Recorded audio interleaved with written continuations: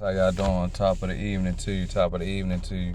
Just came out of Walmart and walking around and doing some things and looking at this DEI list as the list continues to grow and understanding that we gotta stop, drop, and roll sometimes. Sometimes you just gotta do something different.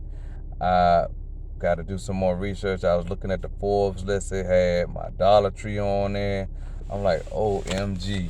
I got stocks in Dollar Tree and everything, but I'm gonna go in there tomorrow when I hit the gym and we're gonna talk to some of the managers and see what's going on with that. See if I can get them on video or not.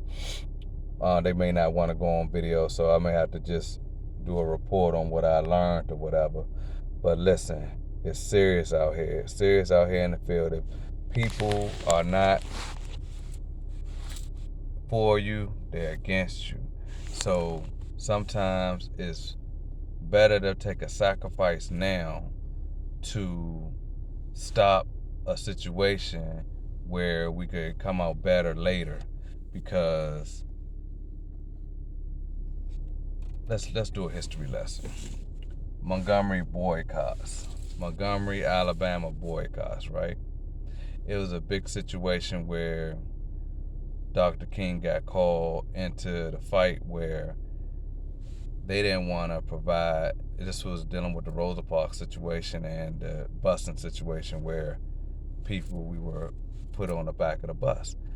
And the boycott started, and they said, well, listen, if you don't want to have equal, paying the same amount of money, but we don't get the same service. First come, first serve. So if you don't want to do that, then we're going to boycott. We're not going to ride the buses. And it took the whole community of black and brown people coming together and standing strong on creating their own ride share. This is back in the day, so this is way before Uber, Lyft, and all that. This is a situation where it created their own ride share situation. People riding with each other, making sure they get to work, get to making their errands, going to the grocery stores, people that didn't have vehicles and everything. And it took a year and some change. They wanted to break.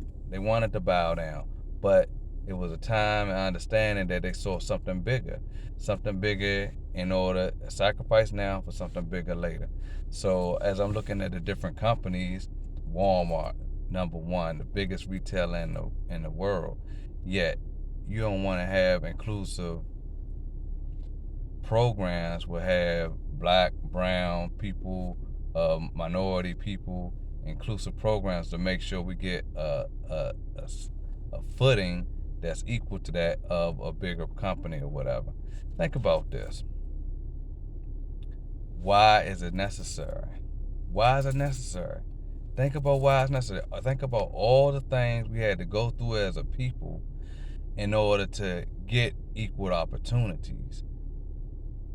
Think about Redline. Let's talk about the Trumpster himself with his family and the Redline. He had a time where he had to go, was his company, his father and himself had to go to court, federal court, for them Redline not wanting to rent to black people.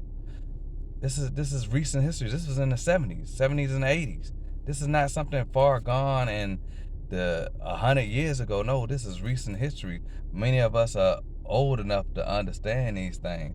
So, in order to get something better, we gotta make a sacrifice now to get something for our children, ourselves, and get equal footing, because racism is still real. Sorry, that's the bubble. A lot of people think because Obama got the presidency, racism is dead. That's not true. Emphatically non-cipher, as my gods would say in a while.